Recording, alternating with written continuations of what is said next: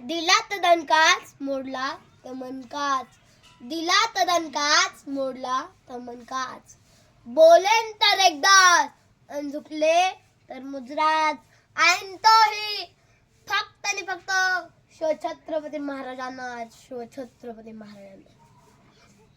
हर हर महादेव आवाज सुटला, हर हर महादेव आवाज सुटला, मुघलांच्या कपाळात घाम फुटला, मावळ्यांच्या उठल्या तलवारी, मुघल पळती माघारी. राजे राजे तुम्ही अजून 10 वर्ष जगला असताना तर मुघलांनी सुद्धा भगवास फडकवला असता. अशा या राजाचं गुणगान करण्यासाठी मी शिवकुमार अशोक धलपे आज येथे उपस्थित आहे. रुद्राचा अवतार तो वाघाचा ठसा होता. अरे विचाराच्या सह्याद्रीला आणि विचाराच्या सागरी लहरींना माझा शिवबा कोण होता, माझा शिवबा कोण होता. तलवारी त्या सगळ्यांच्याच हातात होत्या, ताकद तर सर्वांच्याच मनगटात होती, पण स्वराज्य स्थापनेची इच्छा फक्त आणि फक्त माझ्या शिवबाच्या हृदयात होती, माझ्या शिवबाच्या हृदयात होती. शिवबाच्या जन्माच्या पूर्वी कर्नाटकात एका सरदाराचा हत्ती उधळला म्हणून एक प्रसंग झाला. त्याला शांत करण्यासाठी 2 तुकड्या तयार झाल्या. एक होती जाधवांची तर दुसरी होती भोसल्यांची. जाधवांचे नेतृत्व करत होते दत्ताजी जाधव आणि मग भोसल्यांचे नेतृत्व करत होते संभाजी भोसले. दत्ताजी जाधव हे जिजाऊ साहेबांचे बंधू होते बर का. तर मग संभाजी भोसले हे जिजाऊ साहेबांचे दीर होते. हत्ती राहिला बाजूला, अहो हत्ती राहिला बाजूला आणि संभाजी भोसले कडून दत्ताजी जाधवांवर ते वार झाला. दत्ताजी मारले गेले. दत्ताजीचा बदला घेण्यासाठी लखोजी जाधव पुढे आले. संभाजी भोसले देखील मारले गेले. थोड्या वेळाने काही कारणाने युद्ध थांबले. जाधवांची माणसं दत्ताजीचा प्रेत घेऊन जात होती आणि मग भोसल्यांची माणसं संभाजी भोसले यांचा प्रेत घेऊन जात होती. जाधवांची माणसं रडत होती दत्ताजी मेला म्हणून आणि भोसल्यांची माणसं रडत होती संभाजी भोसले मेला म्हणून. पण जिजाऊ मासाहेबांनी रडायचं कोणासाठी हो? एकीकडे सख्खा भाऊ गेलाय, दुसरीकडे दीर गेलाय, मासाहेबांनी रडायचं कोणासाठी? मासाहेब रडत होत्या त्या नादान महाराष्ट्रासाठी. अहो आपलीच माणसं आपल्याच माणसाचं रक्त घेतायत, हे काय जिजाऊ मासाहेबांना सहन नाही झालं. त्या तशाच रडत रडत शिवाय देवीकडे आल्या व शिवाय देवीला म्हणू लागल्या, हे शिवाय देवी, हे शिवाय देवी, गोरगरिबांचं राज्य येण्यासाठी, दीनदलितांचं राज्य येण्यासाठी, बहुजनांचं राज्य येण्यासाठी, मराठ्यांचं राज्य येण्यासाठी मला असं एक पुत्र दे. दगडाला ही पाजर फुटला, वाराही शांत झाला आणि सन 19 फेब्रुवारी 1630 साली शिवनेरी गडावर शिवबाचा जन्म झाला. पुत्र जिजाऊंना झाला, पुत्र शहाजींना झाला, पुत्र महाराष्ट्राला झाला, पुत्र मातीला झाला. पण काय परिस्थिती होती या शिवबाच्या जन्माच्या पूर्वी? 5 सुलतानी सत्ता त्या महाराष्ट्राच्या उरावर थाया थाया नाचत होत्या. मंदिराच्या मंदिरा लुटली जात होती, आया बहिणीची आबरू लुटली जात होती आणि लुटली जाईल म्हणून पोटची पोरं तर सोडा, धान्याच्या बियाण्या आणि गवताच्या काठ्यांना उगवायची भीती वाटत होती. घोड्यांच्या टापाचा आवाज ऐकताच सर्व जनता पळून जायची. सर्व राज्य गुलामगिरीच्या अधीर झालं होतं आणि अशा या परिस्थितीत शिवबाचा जन्म झाला होता. मग ते महाराष्ट्राची जनता बोलू लागली, अरे किसी के पेट में से बाप पैदा होता है, किसी के पेट में से सांप पैदा होता है, तो किसी के पेट में से पाप पैदा होता है, मगर जिजाऊ ऐसी बात है जिसके पेट में से बापों का बाप शिव बाप पैदा हुआ था, शिव बाप पैदा हुआ. पण काय परिवर्तन केलं या बापाच्या बापानं? शिवबा जेव्हा लहान होते तेव्हा ते दरबारात खेळायचे. मग काही सरदार असत जे बायकाचा नाद पाहत बसलेले असत. हे बाळराजेंना काही कळत नसे. बाळराजे देखील पडद्याच्या आडून बायकांचा चोरून चोरून नाच पाहत. हे सर्व एका दासीने पाहिले.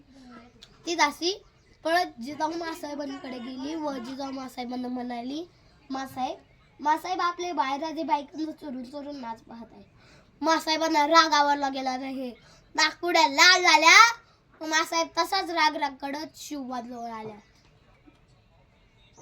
त्याने शिवबाच्या पाठीवर एक धपाटा घातला व म्हणाला, शिवबा शिवबा तुम्हाला महाराष्ट्रात बाय नाचवणार नाही, बाय वाचवणार शिवबा होते. हा एक तास त्यांच्यामध्ये एक विलक्षण जादू संचारला. मित्रांनो, एक नरहर पुरंदर नावाचे इतिहासकार खूप छान म्हणतात. ते म्हणतात शिवबा श्रद्धाळू होते, अंधश्रद्धाळू नव्हते. शिवबा व्यावहारिक होते पण शिवबा व्यवहार शून्य नव्हते. शिवबा क्रूर होते पण कठोर नव्हते. महाराजांनी त्याला आव्हान केलं होतं की मी शत्रूशी शत्रू सारखं वागेल, मित्राला दगायला दिल्याचं दाखवा. पण महाराजांनी कधी पाठीवर हात ठेवून खंजर खुपसले नाही. पण आज त्याच महाराष्ट्रात पाठीवर हात ठेवून खंजर खुपसणाऱ्या अवलादी निर्माण झाल्या. आणि हीच मोठी शोकांतिका आहे आणि हेच आपल्याला बदलायचे. एक प्रसंग सांगतो. फक्त 100 मावळे घेऊन महाराजांनी रमजानच्या दिवशी लाल महालावर छापा टाकला. तेथे शाहिस्ता खान आपला डेरा टाकून बसला होता. महाराजांनी छापा टाकल्याचं कळताच तर तिथून पळत सुटला आणि जाऊन लपला. आणि लपला तरी कुठे? बायकांच्या घरात. कारण त्याला माहित होते आपल्याला जर जगायचे असेल, वाचायचे असेल तर सर्वात सुरक्षित स्थान म्हणजे बायकांच्या घरात. महाराजांना कळलं शाहिस्ता खान बायकांच्या घरात लपला आहे. महाराज स्तब्ध झाले. हलचल नाही, चाहूल नाही, श्वासांचा आवाज देखील नाही. शाहिस्ता खानाला वाटलं बहुतेक महाराज गेले. शाहिस्ता खान अलगद बायकांच्या घरातून बाहेर आले. महाराजांना चाहूल लागली. शाहिस्ता खान पळत सुटला. महाराजांनी शाहिस्ता खानाची बोटच छाटली. थोड्या वेळाने सर्व गोंधळ शांत झाला. शाहिस्ता खानाची बहीण त्याच्या जवळ येऊन म्हणाली, भाईजान भाईजान मेरी बेटी गायब है, भाईजान कुछ कीजिए, भाईजान मेरी बेटी गायब है. शाहिस्ता खान तिच्या बहिणीला म्हणाला, जर तुझ्या पोरीला शिवाजी महाराजांच्या मावळ्यांमधून कोणी नेली असेल तर तू निश्चिंत राहा. शिवाजी महाराज तुझ्या पुरीची पोटच्या लेकीसारखी काळजी घेईल. अरे काय विश्वास आहे शत्रूला या महाराजांवर, त्यांच्या चारित्र्यावर. म्हणूनच सांगायचं वाटते, वही हिंदू है जो अल्लाह को भगवान समझेगा, वही मुसलमान है जो भगवान को रहमान समझेगा. यही संदेश है गीता का और पैगाम है कुरान का. पर इंसान तो वो है जो मेरे शिवबा के विचारों पर चलेगा, जो मेरे शिवबा के विचारों पर चलेगा. महाराजांच्या आयुष्यात असे खूप प्रसंग होते. त्यातला एक प्रसंग म्हणजे एके दिवशी महाराज कुतुबशहाला कोंढाण्यावर भेटायला गेले. तेव्हा कुतुबशाह हा कोंढाण्याचा राजा होता. एक राजा आपल्या भेटीला आला म्हणून तर महाराजांना आपले राज्य दाखवू लागला. महाराज, राजे, शुभा ही बघा आमची शस्त्रशाळा, येथे आम्ही विविध प्रकारचे शस्त्र ठेवतो. शुभा ही बघा आमची हत्तीशाळा, येथे आम्ही विविध प्रकारचे कर्नाटकी मधमस्त हत्ती ठेवतो. महाराजांनी ते सगळे हत्ती पाहिले. महाराजांना आश्चर्य वाटले. ते आश्चर्य लपवलं गेलं नाही. शाहिस्ता खान म्हणाला, राजे तुम्ही राजे आहात, तुमच्याकडे देखील असे हत्ती असतीलच. महाराज नाही म्हणून असे कसे सांगायचे. सह्याद्रीचा कडे कपारीचा प्रदेश, तेथे हत्तीसारखा जाडजूड प्राणी नाही सापडत. महाराज त्याला म्हणाले, आमच्याकडे हत्ती नाही पण हत्तीच्या ताकदीची माणसं आहेत. हे ऐकताच कुतुबशाह हसायला लागला.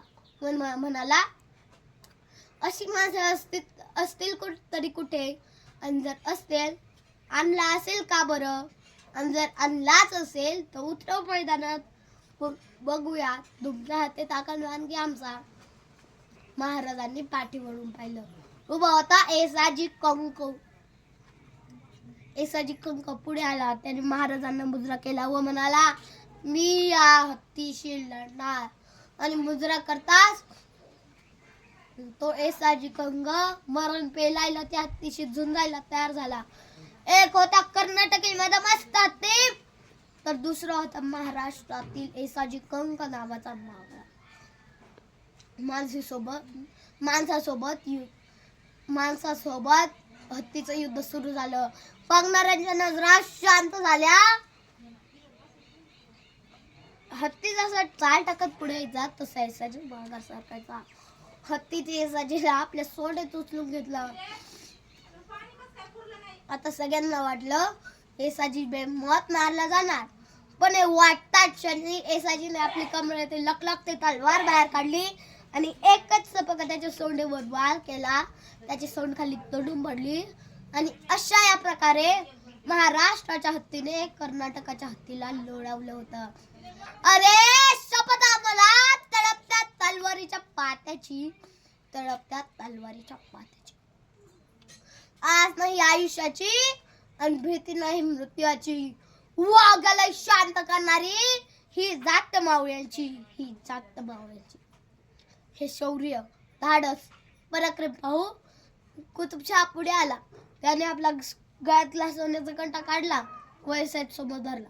तसा येसाजी 2 पावले मागे सरला व म्हणाला, आमचं कौतुक करला हिला, आमचं राज खंबीर आहे. इकडल्या मावळ्याने कधी कोणत्या आयरा गायराची थाप आपल्या पाठीवर पडू दिली नाही. निष्ठायांची जात आहे, मावळ्यांचं नाव आहे. उगाच काय प्रबोधनकार ठाकरे यांनी सांगितलं नाही. बाबांनो, तुमच्या चंद्रावर देखील डाग असेल, पण माझ्या शिवबाच्या चारित्र्यावर एकही डाग नाही. हा इतिहास मला ऐकायचा आहे, हा इतिहास मला वाचायचा. त्याच एका काळात, महाराजांच्या काळात एका राज्याच्या पाटलानं एका महिलेची आबरू लुटली.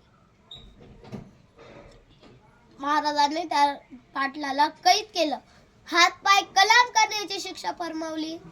यानंतर असा प्रसंग कधीच घडला नाही. पण आज त्याच महाराष्ट्रात सूर्यकांत डोलसे नावाचे हे खूप छान म्हणतात. ते म्हणतात, एका 70 वर्षाच्या म्हातारीला, एका 70 वर्षाच्या आजीला कोर्टाबाहेर उभं पाहिलं. तिला सहज विचारलं, आज कोर्टाबाहेर काय करतेस ग? थरथरत्या हाताने उभा राहाल. आजी म्हणाली, बाळ 17व्या वर्षी बलात्कार झाला. 17व्या वर्षी बलात्कार झाला होता. 17व्या वर्षी निकाल आहे. अरे काय न्याय व्यवस्था आहे. महाराजांचा इतिहास वाचून, त्यांचा इतिहास ऐकून सर्व म्हणतात, राजे पुन्हा जन्माला या. पण जिजाऊच गर्भातल्या गर्भात मारली जाते, तर कसे येतील राजे जन्माला? सांगा कशी उमलतील फुलं अशा कळ्या जोडल्यावर? सांगा कसं लागेल दिवा अशा पंध्या फोडल्यावर? सांगा कशी घडेल जिजाऊ गर्भातच मुली मारल्यावर, गर्भातच मुली मारल्यावर? थोर तुमचे कर्म जिजाऊ, थोर तुमचे कर्म जिजाऊ, ऐसान कवी ना फिटणार, चंद्र सूर्य राहीपर्यंत नाव तुमचे ना मिटणार. छत्रपती दैवतमचे अरे मुखी दुसरे नाव नाही. ज्याला लाज वाटते भगव्याची, ते हिंदूचे संतान नाही. कल भी कहा था आज भी सुन लो, कल भी कहा था आज भी सुन लो, सारे जगाचा राजा शिवराय माझा, शिवराय माझा. ताजमहल, ताजमहल अगर प्रेम की निशानी है ना, तो शिवनेरी किल्ला एक शेर की कहानी है, एक शेर की कहानी है. जय जिजाऊ, जय शिवराय, जय महाराष्ट्र.